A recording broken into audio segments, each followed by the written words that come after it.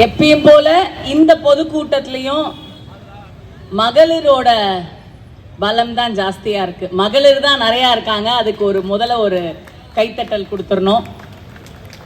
மகளிர் கூட்டம் தான் ஜாஸ்தியா இருக்கு ஆண்களோட. ரெண்டாவது, இங்க பதாகைகள் ஏந்தி நின்றுட்டு இருக்காங்கல்ல, அது எதுக்கு அப்படின்னு எல்லாரும் தெரிஞ்சுக்கணும். அதாவது பாரதிய ஜனதா கட்சி சொந்தங்கள் மட்டும் இல்லாம பொதுமக்களும் தெரிஞ்சிருக்கணும். எதெல்லாம் இந்த பட்ஜெட்ல குறைச்சிருக்காங்க. இப்ப தங்கம் அப்படின்னா தங்கத்தோட கஸ்டம் டியூட்டி அதை குறைச்சிருக்காங்க. இந்த மாதிரி பல்வேறு விஷயங்களுடைய என்னெல்லாம் நல்லது நடந்திருக்கு இந்த பட்ஜெட்ல அப்படின்னு சொல்லிட்டு அதை ஒரு விழிப்புணர்வுக்காக பதாகைகள் ஏந்தி நின்றுட்டு இருக்காங்க. அருமை சகோதர சகோதரிகள், உங்க எல்லாருக்கும் என்னுடைய நன்றிகளை தெரிவிச்சிருக்கிறேன். பாரத் மாதா கி. ஏன்னா இது ஒரு புதிய முயற்சியா இருக்கு. இந்த பொதுக்கூட்டத்தில் நிறைய பொதுக்கூட்டங்கள் தமிழ்நாடு முழுக்க நடந்துட்டு இருக்கு. இதுதான் முதல் முறையா நான் பார்க்கிறேன். நிஜமாவே இந்த பொதுக்கூட்டம் ரொம்ப சிறப்பா அமைஞ்சிருக்கு. முதல்ல இந்த மாவட்ட தலைவர் திரு மனோகர் அவர்களுக்கு என்னுடைய வணக்கங்கள். ஏன்னா ஜி எப்பயுமே ரொம்ப பெருசா அலட்டிக்க மாட்டாரு மனோகர்ஜியை பொறுத்த வரைக்கும். ஆனா என்ன வேலை கரெக்டா எங்க செய்யணுமோ அதை கரெக்டா செஞ்சுட்டு போயிடுவாரு. ஊக்கம் கொடுக்கக்கூடிய ஒரு நபரா தான் இது வரைக்கும் நான் அவரை பார்த்திருக்கேன். ரொம்ப சிரிச்ச மூஞ்சியா எதுனாலும் சரி பண்ணிடலாம் அப்படின்ற மாதிரியான ஒரு பாணியில தான் அவரை நான் இது வரைக்கும் பார்த்திருக்கேன். இந்த நிகழ்ச்சியை ஏற்பாடு பண்ண தியாகராஜன் அவர்களுக்கு என்னுடைய ரொம்ப ரொம்ப வணக்கத்தையும் நன்றியும் தெரிவிச்சுக்கிறேன். ஏன்னா ரொம்ப மிக சிறப்பா அமைஞ்சிருக்கு அப்படின்னு தான் சொல்லணும். நல்ல மனசுக்கு நல்லபடியா அமையும் அப்படின்ற மாதிரி வருண பகவானும் காலையிலேயே நம்மளுக்கு எல்லாருக்கும் கருணை காமிச்சிட்டு போயிட்டாரு. அதனால சாயங்காலம் இந்த விழா மிக சிறப்பாக இந்த கொரட்டூர் பஸ் ஸ்டாண்ட்ல அமைஞ்சிருக்கு. மற்றும் அனைத்து தாமரை சொந்தங்களுக்கும் என்னுடைய நன்றிகள். முதல்ல நம்ம சாதனை அப்படின்றது கொஞ்ச நெஞ்ச சாதனை கிடையாது. இதுவரைக்கும் இந்தியாலேயே 3 தடவை மக்களை சந்திச்சு மக்களால் தேர்ந்தெடுக்கப்பட்ட முதல் பாரத பிரதமர் நம் பாரத பிரதமர் நரேந்திர மோடி அவர்கள் தான். ஏன்னா இதுக்கு முன்னாடி இன்னொருத்தர் 3 தடவை இருந்தார். அவர் மக்களால ஓட்டு போட்டு 3 தடவை வரல. ஆனா நம் பாரத பிரதமர் நரேந்திர மோடி அவர்கள் தான் 3 முறையும் மக்களால் தேர்ந்தெடுக்கப்பட்டு வந்திருக்காரு. அதுக்கு முதல்ல ஒரு பெரிய பாராட்டுகள். ஏன்னா இந்த கூட்டம் அதுக்கும் நன்றி தெரிவிக்கிறதுக்கான ஒரு கூட்டமாக தான் இதை நம்ம அமைச்சிருக்கோம். அது இல்லாம பட்ஜெட் விளக்க கூட்டம். ஏன் அவரால் 3 முறையாகவும் வர முடியுது? ஆண்டவன் அருள் புரிந்தால் ஆயுசு நிறைய அவருக்கு இருந்தா அடுத்த வாட்டியும் அவர் தான் பிரதமரா வர போறாரு. அதுல எந்த மாற்று கருத்தும் கிடையாது. 3 முறையா ஒருத்தரால பிரதமரா வர முடியுது அப்படின்னா அவரு எண்ணத்துல எந்த அளவுக்கு மக்களை மட்டுமே நினைச்சிட்டு இருப்பாரு, மக்களுக்கு பண்ணக்கூடிய நலத்திட்டங்களை பத்தி மட்டுமே நினைச்சிட்டு இருப்பாருன்னு பாருங்க. அவரு மத்த பிரதமரோட என்ன வித்தியாசம் அப்படின்னா, இந்த பைசா அப்படின்றதுக்குள்ளதானே நம்ம எல்லாருமே சுழண்டுட்டு இருக்கோம். அந்த பைசா அந்த நிதியை மக்களுக்கு நேரடியாக கொடுக்கக்கூடிய ஒரு பிரதமர் நம் பாரத பிரதமர் நரேந்திர மோடி அவர்கள். எனக்கு நடுத்தரகரே வேணாம், எப்படி ராஜீவ் காந்தி அவர்கள் 10 ரூபா கொடுத்தா 2 ரூபா தான் போகுது அப்படின்னு உண்மையை சொன்னாரோ அதை உடைச்சு 10 ரூபாவும் நான் என்னுடைய மக்களுக்கு ஒரு கடை கோடி தொண்டனுக்கும் அந்த 10 ரூபாயை கொண்டு போய் சேர்க்கக்கூடிய அளவுக்கு என்னால பண்ண முடியும் அப்படின்னு சாதிச்சு காமிச்சிட்டு இருக்கக்கூடிய ஒரு உத்தம தலைவர் நம் பாரத பிரதமர் நரேந்திர மோடி அவர்கள். இப்படிப்பட்ட ஒரு தலைவர் நம்ம தமிழ்நாடு நம்மளை பத்தி யோசிக்க அவர் அங்க இருக்காரு. ஆனா தமிழ்நாட்டில் இருக்கணும்ல. இப்பதான் பாராளுமன்ற தேர்தல் நடந்து முடிஞ்சிருக்கு. எம்பிகளை தேர்ந்தெடுத்து 40 ஜெயிச்சுட்டாங்க, சரி. ஆனா நம்மளை பத்தி யோசிக்க அந்த பாராளுமன்றத்தில் அவங்க இருக்காங்களா சொல்லுங்க. நீங்க மக்களான நீங்கள் தான் சொல்லணும். இது இங்க உட்கார்ந்துட்டு இருக்கக்கூடிய மக்களுக்கு மட்டும் கிடையாது. கடையில வணிகர்களுக்கா இருக்கட்டும், வண்டியில போயிட்டு வர மக்கள் இருக்கட்டும், பொதுமக்கள் எல்லாரும் கவனிக்கக்கூடிய விஷயம். நம்மளுக்காக இங்கேருந்து அங்க போய் பாராளுமன்றத்துல, இப்ப பாராளுமன்ற கூட்டம் ஆரம்பிச்சு எவ்வளவு நாளாச்சு? தமிழ்நாட்டுக்கு இது வேணும் அப்படின்னு கேட்டு எந்த எம்பியாவது பேசி நீங்க பாத்தீங்களா டிவில? இல்ல. ரெண்டு கையும் சேர்த்து ஆட்டுறாரு, இல்லவே இல்லைன்னு. ஆனா அதுக்கு மாறா என்ன பேசிட்டு இருக்காங்க? பாரதிய ஜனதா கட்சியில தமிழ்நாட்டுக்கு இது கொடுக்கல, அது கொடுக்கல. ஏன்னா அவங்களுக்கு எட்டின அறிவு அவ்வளவுதான். சகோதரி சொன்னாங்க 8000 கோடி ரூபாய் 2004 14 வரைக்கும் 8000 கோடி மட்டுமே நிதி ஒதுக்கிட்டு இருக்காங்க இந்த காங்கிரஸ் பீரியட்ல. ஒரு உதாரணத்துக்குங்க, ஒரு 10 வருஷமா 2004 14 வரைக்கும் வெறும் 8000 கோடி ரூபாய் மட்டுமே வச்சுதான் நம்ம தமிழ்நாடு முழுக்க இயங்கி இருக்கு. அப்ப இந்த 2014 இருந்து 24 வரைக்கும் எவ்வளவு நிதி ஒதுக்கிட்டு இருப்பாங்க பிஜேபி? ஏதாவது ரேண்டமா யாராவது டக்குன்னு ஒண்ணு சொல்லுங்களேன். இவ்வளவு நிதின்னு சொல்லிட்டு 8000ன்றது ஒரு டபுள் மடங்கு வச்சுக்கலாமா? இல்ல ட்ரிபிள் முடியுமா? இல்ல 4 மடங்கு? நம்ம நினைச்சு பார்க்க முடியாத அளவுக்கு அவர் சொன்னார் 1,03,000 கோடிக்கு மேல நிதி ஒதுக்கிட்டு இருக்காங்க நம் பாரதிய ஜனதா கட்சி தமிழ்நாட்டுக்கு. இது மக்கள் தெரிஞ்சுக்கணும். எட்டாத உயரம் அப்படின்னு சொல்லுவாங்களே, இதுதான் எட்டாத உயரம். 8000 எங்க இருக்கு, 1,00,000 எங்க இருக்கு? அப்ப அந்த நிதி அப்படிங்கிறது எல்லா துறைக்கும், எல்லாருக்கும், எல்லா வளர்ச்சிக்கும் கொடுக்கக்கூடிய நிதி. நம்ம எல்லாரும் எதுக்குங்க உயிர் வாழறோம்? இந்த ஜான் வயிற்றுக்காக தானே உயிர் வாழறோம். ஏழை மக்களாக இருந்தாலும் பணக்காரங்களா இருந்தாலும், நம்ம இந்த இதுல வசனத்துல எல்லாம் வருமே, கோல்டு பிஸ்கெட்டை சாப்பிட்டுட்டா உயிர் வாழ முடியும், அந்த மாதிரி கூட சாப்பிட்டுருக்காங்கன்னு கேள்விப்பட்டிருக்கோம். நம்ம அந்த ஏழை மக்களுக்காக நம் பாரத பிரதமர் நரேந்திர மோடி அவர்கள் கொரோனா காலகட்டத்தில் எப்படி இலவசமாக ரேஷன் கடையில அரிசி பருப்பு எல்லாம் கொடுத்தாரோ, இந்த 5 வருஷமும் அதே மாதிரி அந்த இலவசம் தொடரும் அப்படின்னு முதல்ல சொல்லியிருக்காரு. ஏன்னா அவரு ஏழை மக்களுக்கான ஒரு தலைவர். அதனாலதான் இந்த 5 வருஷமும் அதே திட்டம் கண்டினியூ ஆகுது. மக்களுக்கு பைசா கொடுத்து அவங்க சாப்பிடுற சாப்பாட்டை நம்ம விலை போடக்கூடாது அப்படின்னு சொல்லியிருக்காங்க. ஆனா இங்க இருக்கக்கூடிய அரசு என்ன பண்ணுது?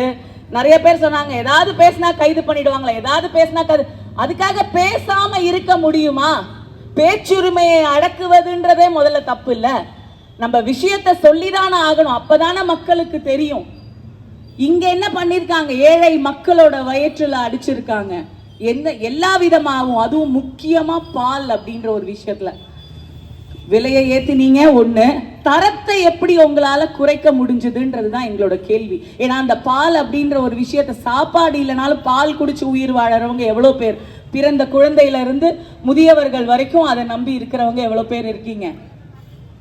இதை தாண்டி தியாகராஜன் ஐயாக்கு பெரிய மனசுதான், இவ்வளோ லைட் எல்லாம் போட்டு பண்ணியிருக்காரு.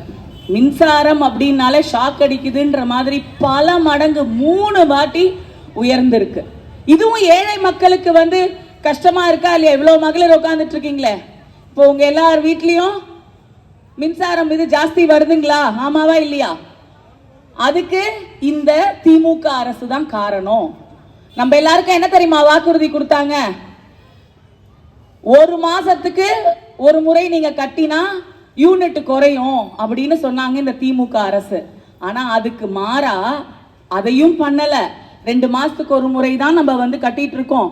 அதை தாண்டி நம்மளுக்கு 3 தடவை விலையை உயர்த்தி இருக்காங்க.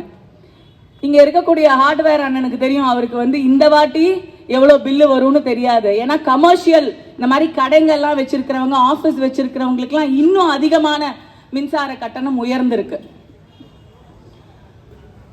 எப்படி நம்ம சாப்பாட்டுக்காக உயிர் வாழறோம், அதுவும் ஒரு முக்கியமான காரணமோ, தமிழர்களான நம்ம அடுத்தது முக்கியத்துவம் கொடுக்கிறது எதுக்காக? நம்ம சந்ததியர்களுக்காக. நம்ம குடும்பம் நல்லா இருக்கணும், நம்ம குழந்தை குட்டிங்கெல்லாம் நல்லா இருக்கணும், அவங்க வளர்ச்சி தான் ரொம்ப ரொம்ப முக்கியம் அப்படின்றது முழு நேரமாக அதுக்காக தான் பாடுபட்டு இருக்கோம். கரெக்டுங்களா? இங்க எவ்வளோ மகளிர் இருக்கீங்க, நீங்க எல்லாரும் உழைச்சு தான் சம்பாதிச்சுட்டு இருக்கீங்க. இந்த காலத்துல மகளிர் எல்லாம் ஆண்களை கூட நம்பாம தன்னுடைய தேவைக்காகவும் பசங்களுக்கு ஏதாவது ஒரு சாக்லேட் பிஸ்கெட் வாங்கி கொடுக்கறதுக்காகவும் உழைக்கிறவங்க எவ்வளோ பேர் இருக்கீங்க.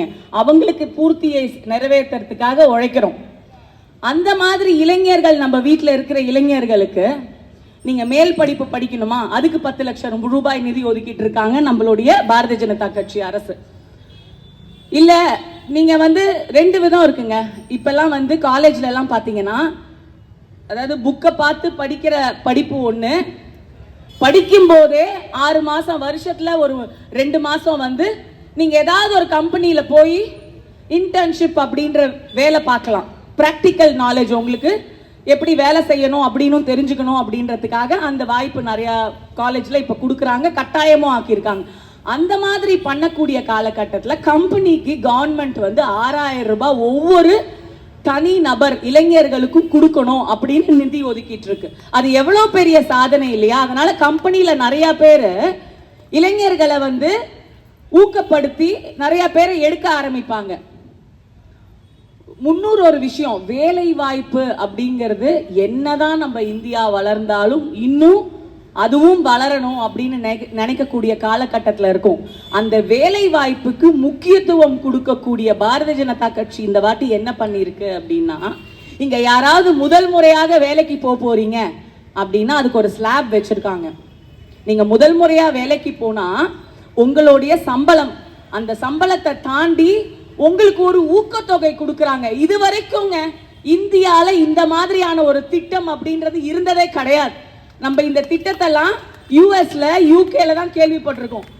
படிச்சு முடிச்ச உடனே நம்ம வந்து நம்மளுக்கு வந்து ஊக்கத்தொகை கொடுப்பாங்க.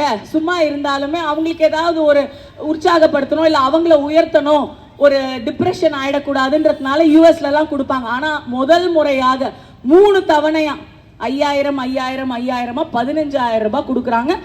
அதுல நம்ம வீட்டு இளைஞர்களும் வருவாங்க. அது வந்து ஆணாக இருந்தாலும் பெண்ணாக இருந்தாலும் 2 பேருக்குமே இந்த நிதி அப்படிங்கிறது வரும். முன்னாடி எல்லாம் பாத்தீங்கன்னா நம்ம நிறைய வெளிநாட்டுல இருந்து பொருட்கள் உற்பத்தி ஆனதை தான் நம்ம உபயோகிச்சிருக்கோம். Made in China, made in China, made in US, இந்த மாதிரி அந்த மாதிரியான பொருட்களை தான் நம்ம நிறைய பார்த்திருக்கோம். ஆனா இப்ப இந்த காலகட்டத்தில் உள்நாட்டு உற்பத்தி வந்து அதிகரிச்சிருக்கு. அது எவ்வளவு பெரிய சாதனை. அதாவது நம்ம போய் ஒருத்தர்கிட்ட வேலை பார்க்கறது அப்படின்றது ஒரு விதம், ஆனா நம்ம இளைஞர்களுக்கு வேலை வாய்ப்பை உருவாக்கி கொடுக்கிறது அப்படிங்கிறது இன்னொரு ஒரு விதம். அதை தான் இந்த மோடி அரசு, நம்ம பாரதிய ஜனதா கட்சி, மோடி அவர்கள் வந்து பண்ணியிருக்காரு. அதுலயும் போன வருஷத்துக்கு இந்த வருஷம் பாத்தீங்கன்னா 1% இன்க்ரீஸ் ஆயிருக்கு. 6%ல இருந்து 7% இன்க்ரீஸ் ஆயிருக்கு. இந்த மாதிரி இதெல்லாமே வந்து சாதாரண ஒரு விஷயம் கிடையாது. இந்த மாதிரி உள்நாட்டு வளர்ச்சி உற்பத்தியை பார்க்கும்போது வெளிநாட்டவர்கள்லாம் உத்து நோக்கி பார்த்துட்டு இருக்காங்க. இது என்னடா அது இப்படி வந்து வளர்ந்துட்டு இருக்கு இந்தியா அப்படின்ற நாடு. இப்படி இருக்குங்க. நம்ம வந்து பாரதிய ஜனதா கட்சி வந்து இளைஞர்களுக்கு இந்த அளவுக்கு முக்கியத்துவம் கொடுத்துட்டு இருக்காங்க. ஆனா இதே இந்த திராவிட கட்சி என்ன பண்ணுது எல்லாருக்கும் தெரியும். இளைஞர்களை எந்த அளவுக்கு போதை பழக்கத்துக்கு தள்ளணும், எந்த அளவுக்கு சாராயத்துக்கு பழக்கத்துக்கு தள்ளணும் அப்படின்றத முழு நேர வேலையாகவே வச்சிட்டு இருக்காங்க. இதுல இப்ப ரீசெண்டா 2 நாளைக்கு முன்னாடி டிஎம்கே நிர்வாகியே ஒருத்தர் கடத்திட்டு போகும்போது ட்ரக்ஸ் 70 கோடி ரூபாய் பிடிச்சிருக்காங்க. அது வேற யாரும் கிடையாது, டிஎம்கே நிர்வாகிகள் தான். சரி, இது மட்டும் தான் நடக்குதா? இந்த போதையினால இளைஞர்கள் வந்து போதையினாலையும் சாராயத்தோட அடிமையா இருக்கிறதுனால, ஏன்னா அது ரொம்ப சுலபமா எல்லா இடத்துலயும் கிடைக்குதுன்றதுனால தான் இளைஞர்களும் அதை எடுக்கிறதுக்கான ஒரு தூண்டுதல்ல இருக்காங்க. அதுக்கான ஒரு சூழ்நிலையை நம்ம தான் உருவாக்கி கொடுக்குறாங்க, இந்த அரசு தான் உருவாக்கி கொடுக்குது. இதெல்லாம் தாய்மார்கள் நம்ம யோசிச்சே ஆகணும். நம்ம அதாவது இந்த ஒரு தெருவுல 4 வீட்டுக்கு பக்கத்துல நடக்கக்கூடிய ஒரு விஷயம் நம்ம வீட்டுல நடக்கிறதுக்கு எவ்வளவு நேரம் ஆகும். இதை நம்ம பசங்களை ஸ்கூலுக்கு அனுப்பும் போதோ, காலேஜுக்கு அனுப்பும் போதோ, வேலைக்கு அனுப்பும் போதோ ரொம்ப கவனமா இருக்க வேண்டிய ஒரு விஷயமா இருக்கு. கொலை கொள்ளையும் ஜாஸ்தி ஆயிருக்கு. இது வரைக்கும் நீங்க எல்லாரும் வந்து வாரம் ஒரு பட்டியல் வரும்ல, என்ன பட்டியல் வரும்? காய்கறி விலை உயர்வு பட்டியல்னு வரும், சரிங்களா? இந்த நாளிதழில் பார்த்தீங்க அப்படின்னா இந்த வார கொலை பட்டியல் அப்படின்னு இருக்குங்க. பட்டியல் வந்து பெருசா இருக்கு. நீங்க வந்து கன்னியாகுமரி மாவட்டத்துல திருவட்டாறுல பாத்தீங்கன்னா அங்க காங்கிரஸ் நிர்வாகி ஒருத்தரை கொலை பண்ணியிருக்காங்க. ஏன்னா இதை வந்து நான் வந்து நம்ம படிச்சாலும் ஞாபகம் வச்சுக்க கூடிய அளவை தாண்டி இருக்கக்கூடிய பட்டியலா இருக்கு. அதனால தான் பார்த்து உங்களுக்கு நான் சொல்றேன். கரூர்ல பாத்தீங்கன்னா காந்தி கிராமம் அப்படின்ற இடத்துல ஜீவா அப்படின்னு 20 வயசு இளைஞர் அவர் வந்து அங்க கொல்லப்பட்டிருக்காரு. சிவகங்கையில பாத்தீங்கன்னா ஆர்கேஎம் வேளாங்குளத்தை சேர்ந்த நம்ம பாஜக நிர்வாகி ஒருத்தர் செல்வகுமார் 52 வயசு அவர் கொலை செய்யப்பட்டிருக்காரு. கடலூர்ல இந்த மாதிரி நடந்திருக்கு. பத்மநாபன் அப்படின்ற ஒருத்தர். அப்புறம் சென்னையில எம்ஜிஆர் நகரை சேர்ந்த விஜயா 78 வயசு நகை பணத்துக்காக கொள்ளையும் பண்ணியிருக்காங்க, கொலையும் பண்ணியிருக்காங்க. அப்புறம் கோவையில் நடந்திருக்கு, திருச்சியில் நடந்திருக்கு, நாகப்பட்டினம்ல நடந்திருக்கு. இந்த மாதிரி பல்வேறு இடத்துல கொலை பட்டியல் லிஸ்ட் இருக்கு. நார்மலா இவங்க வந்து இந்த செய்தித்தாள் வந்து காய்கறி பட்டியல் தான் போடுவாங்க. இது பாத்தீங்கன்னா இந்த விவரம் புள்ளி விவரம் வந்து 28/7/2024 இருந்து 3/8 வரைக்கும் இருக்கிற பட்டியல். இப்போ இன்னும் நாள் ஜாஸ்தி ஆயிடுச்சுல, இப்போ இன்னும் பட்டியல் ஜாஸ்தி ஆயிருக்கும். ஸோ இந்த அளவுக்கு நம்ம இப்படிப்பட்ட ஒரு சூழ்நிலையில தான் இந்த ஆளும் கட்சியினர் நம்ம வந்து திகிலா நம்மளை வச்சிட்டு இருக்கு அப்படின்றது மக்கள் புரிஞ்சுக்கணும். இது மக்களுக்கான ஒரு செய்தி. நம்ம இளைஞர்களை இந்த அளவுக்கு கஷ்டப்படுத்தி அவங்க சுய நினைவிலே இல்லாத அளவுக்கு வச்சிருக்காங்க. அப்ப எந்த அளவுக்கு நம்மளுடைய வளர்ச்சி இருக்கும் அப்படின்னு பார்த்துக்கோங்க. அவங்களுடைய எதிர்காலம் எந்த அளவுக்கு இருக்கும் அப்படின்றத பார்த்துக்கோங்க. சரிங்க, 1 லட்சம் கோடியில வேற என்னெல்லாம் பண்ணிருக்காங்க அப்படின்னு பாத்தீங்கன்னா பல்வேறு விஷயங்கள் பண்ணிருக்காங்க. அதுல 2 முக்கியமான விஷயம் அப்படின்னு பாத்தீங்கன்னா ஒன்னு வந்து ரோடுவேஸ், இன்னொன்னு ரயில்வேஸ். அதாவது சாலை, நெடுஞ்சாலை, அதுக்கப்புறம் இந்த சிங்கார சென்னை மேம்பாலம், இந்த மாதிரி பல்வேறு உள்கட்டமைப்புல நம்மளுடைய பாஜக வந்து கவனம் செலுத்திருக்கு. ஒன்றும் இல்லைங்க, இப்போ நம்ம சென்னையிலேருந்து பாண்டிச்சேரி போகிறோம்ல, மகாபலிபுரம் ரோடு போகிற வழியில் ஏற்கனவே அங்கே வந்து சீக்கிரமாக இங்கேருந்து போகிறதுக்கூடிய எல்லா வாய்ப்புக்கும் ரோடை வந்து வசதி பண்ணி கொடுத்துருக்காங்க. இன்னும் அந்த நேஷனல் ஹைவேஸில் 12 கிலோமீட்டர் எக்ஸ்ட்ராவாக மேம்படுத்தியிருக்காங்க. இது யார்? அந்த அமைச்சர் வந்து பாராளுமன்றத்தில் சொல்லியிருக்காரு, அந்த மந்திரி வந்து பாராளுமன்றத்தில் சொல்லியிருக்காரு. அதே மாதிரி மதுரை, மேலூர், காரைக்குடி, இந்த தஞ்சாவூர் வரைக்கும் இருக்கக்கூடிய அந்த நெடுஞ்சாலை 34 கிலோமீட்டர் வந்து சாலையை வந்து மேம்படுத்தி இருக்காங்க. இந்த அளவுக்கு உள்கட்டமைப்புக்கு நம்மளுடைய அரசு வந்து ரொம்ப முக்கியத்துவம் கொடுத்திருக்காங்க. இதனால சரக்கு ஏத்திட்டு போற நபர்களாக இருக்கட்டும், இல்ல ஒரு நபர் இங்கேருந்து நம்ம திருநெல்வேலிக்கு போகணும் அப்படின்னாலும் ரோட்ல நம்ம போறோம் அப்படின்னாலும், ஏன் ரோடு இது வந்து அதிகரிச்சிருக்கு, டிராபிக் ஜாஸ்தியா இருக்குன்னா, ஏன்னா ரோடெல்லாம் அந்த அளவுக்கு சீக்கிரமா போக முடியும் அப்படின்றதுனால தான் அது நடந்திருக்கு. ஆனா இங்க நம்ம தமிழ்நாட்டில் ரொம்பலாம் நான் போகலைங்க. இன்னைக்கு நடந்த ஒரு சம்பவத்தை சொல்றேன், டிவியில காமிச்ச ஒரு சம்பவத்தை சொல்றேன். காலையில மழை பெஞ்சதுங்களா? எல்லா இடத்துலயும் இங்கேயும் பெஞ்சதுங்களா மழை? அதே பல்லாவரம் பம்மல்ல நிருபர் சொல்றாரு, அந்த காட்சியை பார்க்கவே ரொம்ப கொடூரமா இருக்கு. சேரும் சகதியும் தண்ணியும், ரோடையே காணோம். நேற்று நைட்லேருந்து காலையில வரைக்கும் பெய்யக்கூடிய மழையில நம்ம தமிழ்நாட்டில் இருக்கக்கூடிய உள்ள இருக்கக்கூடிய ரோடையே சீரமைக்காம இருக்காங்க. பிரியா மேடம் என்ன பண்றாங்கன்னு தெரியல. நான் அவங்க கிட்ட சொல்லணும், அம்மா இங்க பாருங்க, புதிய தலைமுறையிலேருந்து இந்த ஒரு நியூஸ் போட்டிருக்காங்க, நீங்க வந்து நடவடிக்கை எடுங்க அப்படின்னு சொல்லி. ஏன்னா அவங்க கொஞ்சம் சின்ன வயசு தானே, அதனால அவங்களுக்கு சொல்லி சொல்லி தான் பழக்கம் இருக்கு. அது உங்க சுத்தி இருக்கிற அமைச்சர்கள் சொல்ல தான் பண்ணுவாங்க. நம்ம பொதுமக்களும் சொல்லலாம், அவங்க பண்ணட்டும். எப்படியோ நல்லது நடந்தா சரி. இப்போ ரீசெண்டாக பார்த்தீங்கன்னா நம்மளுடைய ரயில்வே அமைச்சர், அதாவது அஸ்வினி வைஷ்ணவ் அவர்கள் வந்து என்ன சொல்லியிருக்காரு அப்படின்னா, இவங்க மெட்ரோக்கு பைசா கொடுக்கல அப்படி இப்படின்னு பல கதைகள் சொல்றாங்கல்ல. ரொம்ப முக்கியமா அவர் என்ன சொல்லியிருக்காரு, நாங்க நிதி கிட்டத்தட்ட 6000 கோடி ரூபாய்க்கு மேல நாங்க நிதி கொடுத்திருக்கோம் பாரதிய ஜனதா கட்சி சார்பா. போன வாட்டி 870 கோடி தான் கொடுத்திருக்காங்க காங்கிரஸ் பீரியட்ல. ஆனா அந்த நிதியை நம்ம தமிழ்நாட்டில் இருக்கக்கூடிய டிஎம்கே நபர்கள் வந்து ஒழுங்கா உபயோகிக்கல. என்ன உபயோகிக்கல நல்லா கேட்டுக்கோங்க. கிட்டத்தட்ட ஒரு 5-6 ப்ராஜெக்ட் வந்து அப்படியே கடப்புல போட்டு வச்சிருக்காங்க.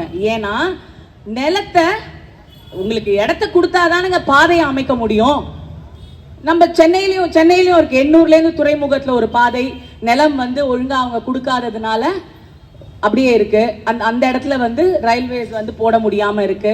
அருப்புக்கோட்டையில இருக்கு, மொரப்பூர்லேருந்து இதுக்கு தர்மபுரி போற வழியில இருக்கு, மதுரை டு தூத்துக்குடி, இந்த மாதிரி பல்வேறு இடத்துல ரயில்வே ப்ராஜெக்ட் எல்லாம் அப்படியே தேங்கி கிடக்கு.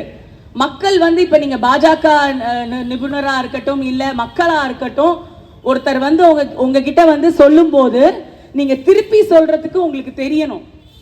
ஆமா நீங்க இப்படியே சொல்லிட்டு இருக்கீங்க, நாங்க இவ்வளவு நிதி கொடுத்துருக்கோம், 6000 கோடி கொடுத்துருக்கோம் ரயில்வேஸ்ல இருந்து, ஆனா நீங்க தான் அதை உபயோகிக்காம இருக்கீங்க, இவ்வளவு விஷயங்கள் பண்ணாம இருக்கீங்க அப்படின்றத நம்ம சொல்லணும். கடைசியா பெண்களுக்கு வரேன். பெண்களுக்கு என்னதாங்க கொடுக்கல? பேட்டி பச்சாவோ பேட்டி படாவோன்ற மாதிரி பெண் குழந்தைகளை காப்பாற்ற வேண்டும், அதை படிக்க வைக்கணும்ன்றதுல ஆரம்பிச்சு முதியவர்கள் வரைக்கும் அனைத்து திட்டங்களும் கொடுத்திருக்காரு நம் பாரத பிரதமர் நரேந்திர மோடி அவர்கள். இதுல ரொம்ப ரொம்ப முக்கியமான ஒரு திட்டம் அப்படின்னா சுய உதவி. நம்ம சுயமா சம்பாதிச்சு சுயமரியாதையோட இருக்கலாம் அப்படின்ற திட்டத்துக்கு கீழே முத்ரா கடனை உயர்த்தி இருக்காரு. அதுல என்ன சொல்றாங்க அப்படின்னா, கணக்குப்படி பார்த்தா 60% பெண்கள் தான் முத்ரா கடன் வாங்கி அதுல வந்து நன்மை அடைஞ்சிருக்காங்க அப்படின்றத புள்ளி விவரத்தோட சொல்றாங்க.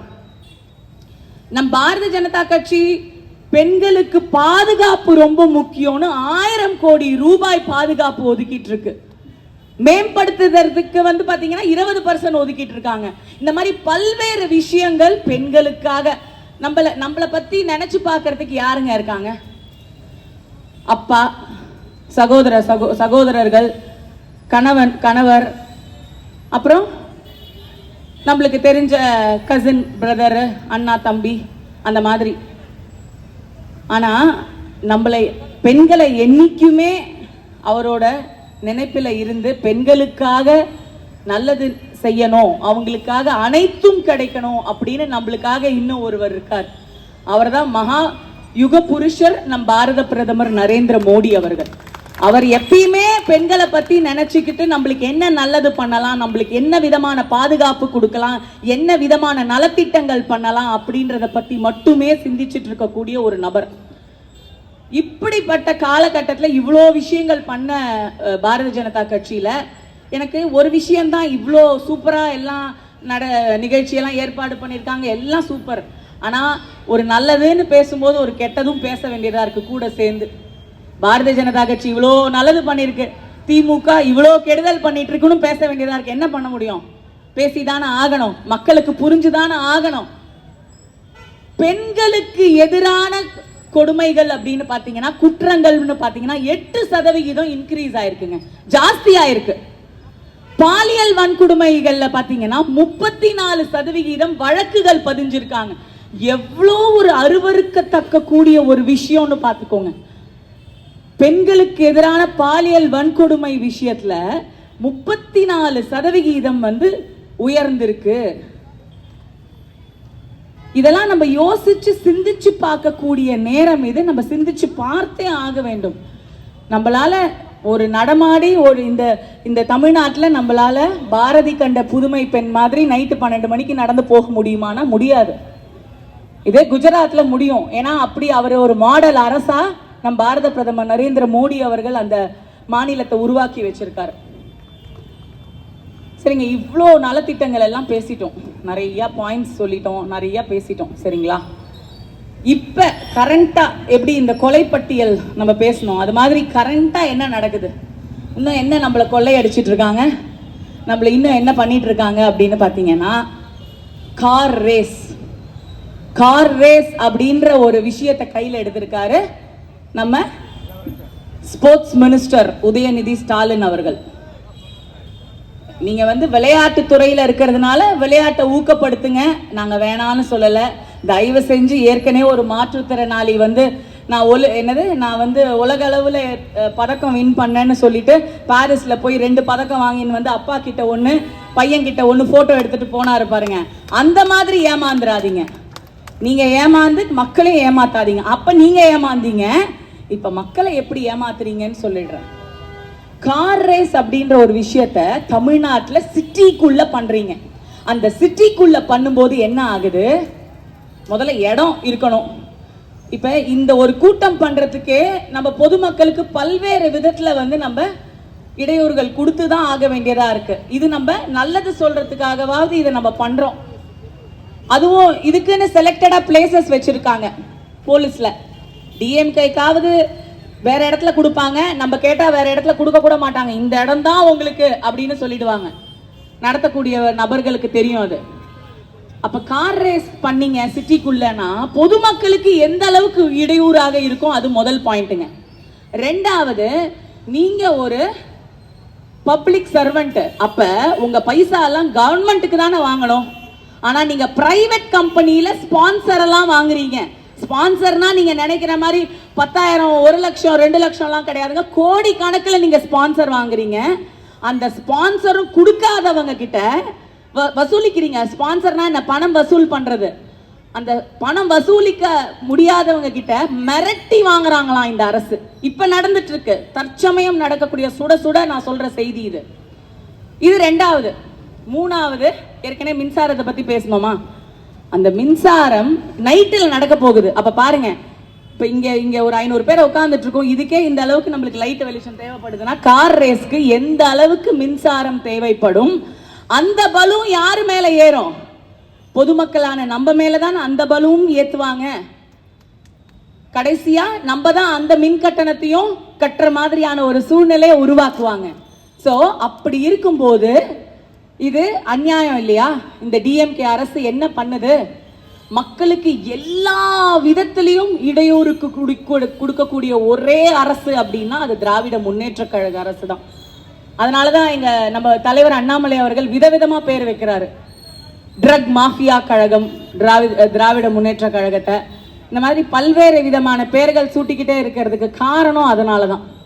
ஆனா மக்கள் வந்து நம்ம சிந்திச்சே ஆகணும். இது வந்து தக்க சரியான ஒரு தருணம். ஏன்னா எம்பி எலெக்ஷன் முடிஞ்சிடுச்சுங்க. சரி, ஓகே, இங்க ஒரு 34,000 ஓட்டு கிட்ட இந்த நம்ம தொகுதி வாங்கியிருக்காங்க. அதுக்கு ஒரு பாராட்டு உங்க எல்லாருக்கும்.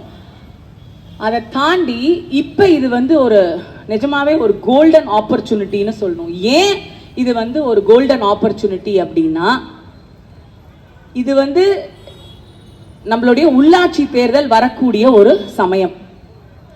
நம்ம எம்பியை பார்க்காம விட்டுறலாம், எம்எல்ஏவை பார்க்காம விட்டுறலாம், அவங்க கிட்ட மனு கொடுக்காம இருக்கலாம், அதெல்லாம் வேற.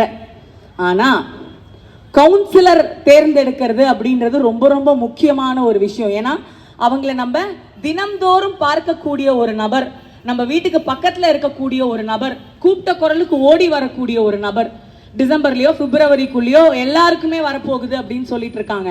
சோ அந்த தருணத்துல மக்கள் எல்லாரும் சிந்திக்க வேண்டியது என்ன அப்படின்னா, யாருக்கு ஓட்டு போடணும், யாருக்கு ஓட்டு போட்டா நம்மளுக்கு நல்லது நடக்கும் அப்படின்றத சிந்திச்சு நீங்க ஓட்டு போட்டீங்க அப்படின்னா நம்மளுடைய தலையெழுத்து கீழே இருந்து மாற ஆரம்பிக்கும். உள்ளாட்சி தேர்தலில் இருந்து நம்மளுடைய தலையெழுத்து மாற ஆரம்பிக்கும். அதற்கு நம்ம ஒரு பிள்ளையார் சுழி போடுவோம். இந்த அம்பத்தூர் சட்டமன்றத்துல நிறைய கவுன்சிலர்களை உருவாக்குவோம். இங்கே அதுல நிறைய பேர் இருப்பாங்க. ஸோ அவங்கள நம்ம லீடர்ஸை நம்ம தேர்ந்தெடுப்போம். கண்டிப்பா திருப்பியும் நம் பாரத பிரதமர் நரேந்திர மோடி அவர்கள் தான் பிரதமரா வரப்போறாரு. 2029லயும் அதுலயும் மாற்று கருத்து கிடையாது. 2026ல நம்ம தானே தலைவர் திரு அண்ணாமலை அவர்கள் முதலமைச்சராக வரப்போகிறார் அப்படின்றதுலயும் மாற்று கருத்து கிடையாது. இது பொறுப்புணர்ச்சி வந்து நிர்வாகிகளுக்கும் இருக்கு, பொதுமக்களுக்கும் இருக்கு. ஏன்னா நாங்க இந்த கூட்டம் எல்லாம் போட்டு பேசுறது எங்க மக்களையே திருப்பி இங்க உட்கார்ந்து பாக்குறதுக்காக கிடையாது. நல்லா புரிஞ்சுக்கோங்க. பொதுமக்களான உங்களுக்காக தான் நாங்க பண்ற ஆர்ப்பாட்டம், போராட்டம், இந்த மாதிரியான புள்ளி விவரத்தோட விஷயங்களை எடுத்து சொல்றது எல்லாமே உங்களுக்காக தான். பாரத் மாதா கி